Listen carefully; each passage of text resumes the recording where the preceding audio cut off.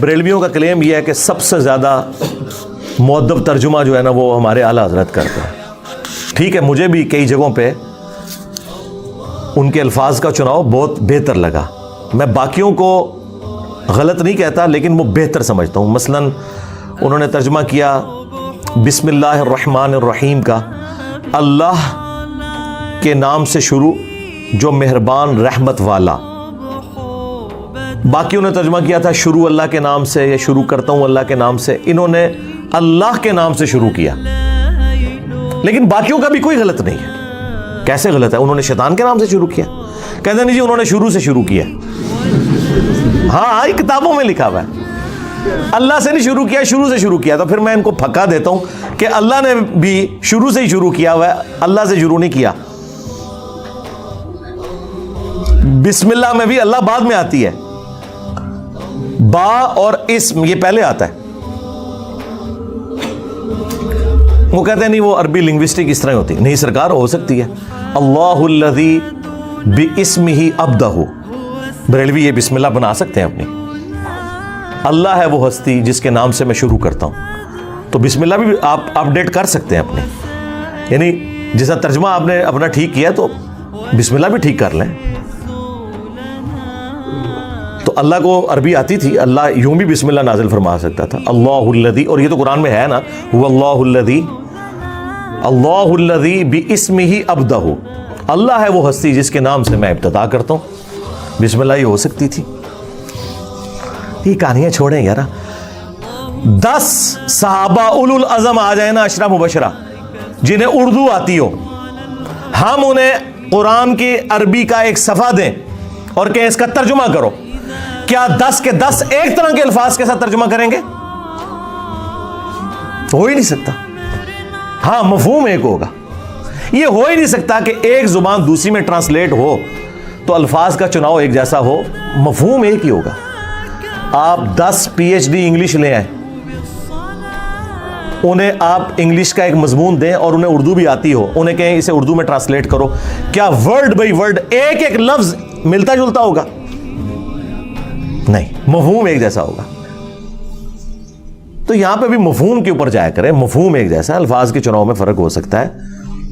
اللہ تعالیٰ نے جو الفاظ استعمال کیے ہیں اس کے ایکویلنٹ اگر دوسری زبان کے اندر کوئی سمجھتا ہے کہ اس کی بجائے یہ لفظ استعمال ہونا چاہیے, اس کا رائٹ ہے, کرے, دوسرے کے اوپر نہ کرے. واللہ خیر الماکرین کا ترجمہ باقی لوگوں نے کیا اللہ سب سے بہترین مکر فرمانے والا ہے. بریلوی کہتے ہیں دیکھو جی انہوں نے اللہ کو مکار کہہ دیا. او بھئی یہ عربی میں لفظ استعمال ہوا ہے خیر الماکرین. وہ کہتے ہیں نہیں تدبیر ہونا چاہیے. تدبیر خود عربی کا لفظ ہے, اللہ نے تو نہیں یوز کیا. کہتے ہیں دیکھیں جی اعلیٰ حضرت نے کتنا پیارا ترجمہ کیا ہے, وَمَكَرُوا وَمَكَرَ اللَّهُ وَاللَّهُ خَيْرُ الْمَاكِرِينَ. انہوں نے بھی مکر کیا اور اللہ نے بھی اپنی خفیہ تدبیر فرمائی, اور اللہ سب سے بہتر خفیہ تدبیر فرمانے والا ہے. کہتے ہیں دیکھیں کتنا بادب ترجمہ ہے. بادب انہوں نے خود ہی ترجمہ بنا چھڑا ہے نا ہوتا.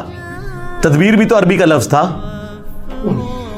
تو جنہوں نے یہ ترجمہ کیا کہ انہوں نے بھی مکر کیا, اللہ نے بھی مکر کیا, اور اللہ سب سے بہتر مکر فرمانے والا ہے, تو اس مکر سے مراد جیسا کہ اللہ کی شان کے لائق ہے.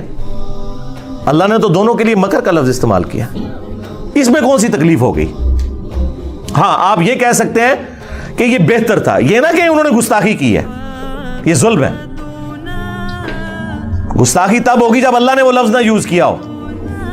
قرآن میں آیا نا کہ اللہ تعالیٰ ان سے مذاق فرماتا ہے, تو اعلیٰ حضرت نے اس کا ترجمہ ہی نہیں کیا. ان کا جی یہ مذاق کرنا تو یہ ٹھٹا مذاق تو یہ بڑی نٹوریس چیز ہے, تو انہوں نے کہا اللہ تعالیٰ استہزاء فرماتا ہے. وہ عربی کوئی استہزاء ہی لکھ دیا. تو جنہوں نے مذاق فرما دیا تو جیسا کہ اس کی شان کے لائق ہے.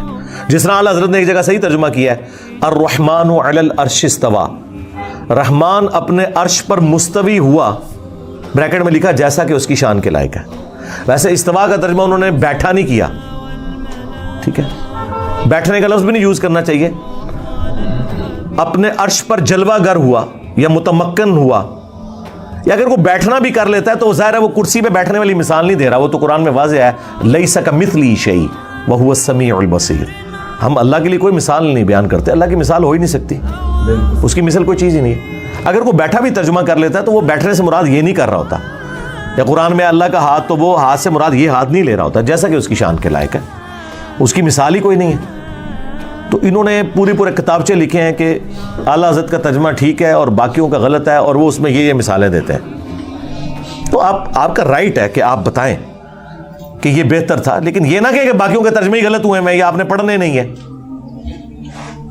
وہ کہتے ہیں جی قل کا ترجمہ دیکھیں اعلیٰ حضرت سے بہتر کسی نے نہیں کیا۔ قل کا ترجمہ اعلیٰ حضرت نے کیا ہے اے محبوب تم فرماؤ۔ اب اشرف تھانوی صاحب نے تو کہا ہے اس کا ترجمہ آپ فرما دیجئے، تو آپ میں زیادہ ادب ہے یا تم میں زیادہ ادب ہے؟ آپ میں۔ تو اعلیٰ حضرت نے تو ادب چھوڑ دیا، یہاں تم کر دیا ہے۔ تو کہتے ہیں نہیں آپ کو سمجھ نہیں آئی، یہ تم اللہ کہہ رہا ہے۔ تو اللہ کی جو اپنے نبی سے فریکنس ہے نا، وہ آپ کے ساتھ نہیں ہوگی، تم کے ساتھ ہوگی۔ ہم کہتے ہیں بالکل آپ کی بات درست ہے، اور کہتے ہیں دیکھیں اعلیٰ حضرت نے کتنا خیال رکھا ہے شان الوہیت اور شان رسالت کا، کہ اللہ اپنے نبی کو آپ نہیں کہے گا، تم کہے گا۔ اور جب نبی اس بات کو امت تک پہنچائیں گے تو وہ کہہ نہیں رہے ہوں گے، فرما رہے ہوں گے۔ لہذا آپ کہہ دیجئے یہ ترجمہ وہ کہتے ہیں ٹھیک نہیں ہے، تم فرماؤ ترجمہ ٹھیک ہے، کہ اللہ تو اپنے نبی کو تم کہے گا نا، کیونکہ خالق اور مخلوق کا فرق ہے۔ شکر ہے ادھر انہوں نے مانا ہوا ہے یہ فرق، نہیں تو توحید ان کو سمجھانی پڑتی ہے کہ بھائی خالق اور مخلوق کا فرق بہت بڑا ہے۔ اور امت سے جب وہ کہیں گے تو وہ فرما رہے ہوں گے، کہہ نہیں رہے ہوں گے، کیونکہ امت کو ان کا ارشاد ہے۔ تو تم فرماؤ، ہم کہتے ہیں بالکل بہت پیارا ترجمہ ہے، تم فرماؤ۔ لیکن آپ کہہ دیجئے یہ بھی کوئی غلط ترجمہ نہیں ہے، کسی بری انٹینشن کے ساتھ نہیں ہے۔ اس طرح وہ کمپیریزن کروا رہے ہوتے ہیں۔ میں تو کہتا ہوں جس مکتب فکر سے آپ تعلق رکھتے ہیں ترجمہ پڑھیں، آپ کا رائٹ ہے۔ ڈنڈی اکا دکا جگہ پہ جہاں پہ لوگوں نے ماری ہے نا، وہ پکڑی جاتی ہے۔ اس کی وجہ سے آپ کسی کو یہ نہ کہیں کہ آپ فلاں کا ترجمہ پڑھیں، فلاں کا نہیں۔ بریلویوں نے اعلیٰ حضرت کا ترجمہ پڑھا ہے اور اللہ نے انہیں توحید کی حقیقت تک پہنچا دیا ہے۔ اعلیٰ حضرت نے ترجمہ بڑا پیارا کیا ہے، ایاک نعبد و ایاک نستعین، اے اللہ ہم تیری ہی عبادت کریں، تجھی سے مدد چاہیں۔ تین خوبصورت چیزیں ایک جگہ جمع کر دی ہیں۔ باقی سب نے ترجمہ کیا ہے اے اللہ تیری عبادت کرتے ہیں، تجھی سے مدد چاہتے ہیں۔ یہ پرفیکٹ ترجمہ نہیں ہے، کیونکہ یہاں مضارع کا صیغہ ہے۔ مضارع میں حال اور مستقبل دونوں کور ہوتے ہیں۔ ترجمہ اس کا یوں بنتا تھا اے اللہ تیری ہی عبادت کرتے ہیں اور کریں گے، تجھی سے مدد چاہتے ہیں اور چاہیں گے۔ اور دوسری بات، یہ دعائیہ کلمات تھے، تو اعلیٰ حضرت نے دعا پلس حال پلس فیوچر مستقبل تینوں کو ایک جگہ جمع کر کے ترجمہ پتہ کیا کیا ہے؟ اے اللہ تیری ہی عبادت کریں، تجھی سے مدد چاہیں، یعنی آج بھی اگر عبادت کر رہے ہیں تو تیری کریں، مستقبل میں بھی کریں تو تیری کریں، اور دعا بھی ہو گئی اے اللہ تیری عبادت کریں، تجھی سے ہی مدد چاہیں۔ میں کہتا ہوں کلاس ہے، یعنی یہ 100/100 نمبر بنتے ہیں۔ اس طرح کا ترجمہ اور کسی نے نہیں کیا۔ یہ لازم بات ہے کہ اعلیٰ حضرت کے ماننے والے بابوں کو پکار رہے ہیں، ہاں، لیکن ہم کہتے ہیں اعلیٰ حضرت کا ترجمہ پڑھو تو عید تک پہنچ جاؤ گے۔ بریلوی ہو تو اعلیٰ حضرت کا ترجمہ پڑھ لو، دیوبندی ہو تو اپنے اشرف تھانوی کا ترجمہ پڑھ لو، اہل حدیث ہو تو اپنے جوڑا گڑھی صاحب کا ترجمہ پڑھ لو، شیعہ ہو تو اپنے فرمان علی شاہ کا ترجمہ پڑھ لو۔ انہوں نے بھی یہی ترجمہ کیا، اللہ تیری عبادت کریں تجھی سے مدد چاہیں۔ بعد میں بے شک وہ پکارتے نے یا علی مدد کہتے رہے یا شیخ عبد القادر جیلانی مدد کہتے رہے، اسے کوئی فرق نہیں پڑتا، قرآن میں تو یہی لکھا ہوا ہے نا۔ پھر ہم کیوں نہ کہیں کہ مرنے سے پہلے اے مسلمان کر لے اس پہ غور، کتابوں کا خدا اور ہے بابوں کا خدا اور، یعنی کہ اسی خدا کو مانتے ہیں لیکن تعلیمات وہ نہیں ہیں جو کتابوں میں آئی ہیں، بابوں نے اپنی طرف سے ہی دین گھاڑ کے آپ کو بتایا۔ تو جہاں جہاں پہ ان کا ترجمہ اچھا ہے ہم تعریف کرتے ہیں کہ بہت اچھا ترجمہ کیا، لیکن جہاں جہاں ڈنڈی ماری وہ پکڑی گئی۔ آپ دیکھیں نا، انا ارسلناک شاہدا و مبشرا و نذیرا، اس کا ترجمہ اتنا ظلم پہ مبنی انہوں نے کیا، اے نبی ہم نے آپ کو حاضر و ناظر بنا کے بھیجا۔ اب عام بندے کو کہ وہ کہتا ہے قرآن میں لکھا ہے حاضر و ناظر، آپ کیوں نہیں مانتے؟ اب انہیں کون بتائے کہ یہ حاضر و ناظر دونوں لفظ عربی کے تھے، حاضر ناظر، قرآن میں تو نہیں لکھے ہوئے۔ قرآن کے جو الفاظ ہیں وہ ہے شاہد، تو شاہد کا ترجمہ انہوں نے کر دیا ہے حاضر و ناظر۔ اب اس کی وجہ سے مصیبت کھڑی ہوگی، اسی وجہ سے پھر اہل حدیث دیوبندی کہتے ہیں جی اعلیٰ حضرت نے ترجمہ چینج کر دیا۔ ہم کہتے ہیں کوئی فرق نہیں پڑتا، اعلیٰ حضرت نے اپنی ڈنڈی خود ہی پکڑ لی ہے، ہر جگہ تو بندہ ڈنڈی نہ مار سکتا۔ یہی شاہد کا لفظ، شہید کا لفظ جب آیا ہے نا سورۃ البقرہ میں پارہ نمبر 2 کے آغاز کے اندر، اعلیٰ حضرت ان فوت ہو گئے نے، رجوع بھی نہیں کر سکتے، نہیں تے رجوع کروا لیں دے۔ آیت نمبر 143 وَكَذَلِكَ جَعَلْنَاكُمْ أُمَّةً وَسَطًا، اور اس طریقے سے ہم نے تمہیں معتدل امت بنایا ہے، لِتَكُونُوا شُهَدَاءَ عَلَى النَّاسِ، تاکہ تم حاضر و ناظر بن جاؤ لوگوں پر، پوری امت حاضر و ناظر۔ اب میں وہ ترجمہ وہ کر رہا ہوں، وَيَكُونَ الرَّسُولُ عَلَيْكُمْ شَهِيدًا، اور رسول اللہ تم پر گواہ بن جائیں، تم پر حاضر و ناظر ہو جائیں۔ اب یہاں پہ امت کو پہلے حاضر و ناظر ماننا پڑنا تھا اور نبی علیہ السلام کو بعد میں۔ اب اعلیٰ حضرت نے یہاں ترجمہ ٹھیک کیا ہے، تاکہ تم گواہ بن جاؤ اور لوگوں پر، اور یہ رسول تم پر گواہ۔ آئے ہو نا داڑھ تھلے اعلیٰ حضرت جی، اپنا خود ترجمہ وائلیٹ کر دیا۔ یہی ترجمہ تھا وہ اِنَّا أَرْسَلْنَاكَ شَاهِدًا وَمُبَشِّرًا وَنَذِيرًا میں، وہاں انہوں نے اور ترجمہ کر دیا۔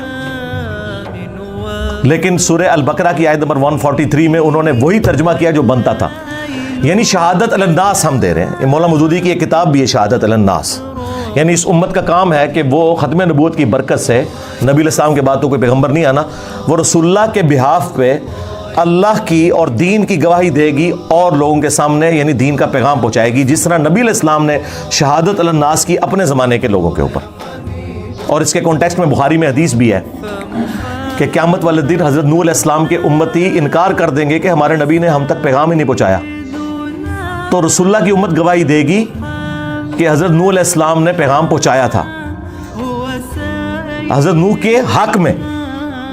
وہ امت کہے گی کہ جی آپ گواہ لے کے آئے، تو حضور کی امت کہے گی کہ ہم گواہی دیتے ہیں۔ تو حضور کی امت نے حضرت نوح علیہ السلام کا زمانہ پایا ہوا ہے، کیسے گواہی دیں گے؟ قرآن کے ہونے پہ، کہ قرآن میں آیا تھا کہ سورہ نوح موجود تھی، سورہ ہود موجود تھی، سورۃ الاعراف موجود تھی، کہ کتنی محنت کے ساتھ اس شخص نے 950 سال تک توحید کا علم بلند کیا، تب بھی امت میں سے چند لوگوں نے صرف حق قبول کیا۔ تو یہ امت محمدیہ گواہی دے گی۔ تو نبی علیہ السلام نے اس آیت کے کانٹیکسٹ میں فرمایا کہ یہ امت گواہ ہوگی اگلی امتوں کے اوپر بھی، ان کے نبیوں کے حق میں گواہی دے گی قرآن کی برکت سے۔ یہ نہیں کہ حاضر و ناظر تھی۔ جہاں پہ ڈنڈی اعلیٰ حضرت مار گئے اور وہ ڈنڈی پکڑی گئی، پھر سورۃ القصص میں ایسے پکڑی گئی کہ سورہ آل عمران میں، سورہ قصص میں اور کئی جگہوں پہ آیا کہ اے نبی آپ موجود نہیں تھے جب ہم نے موسیٰ علیہ السلام کو کوہ طور کے پاس پکارا تھا۔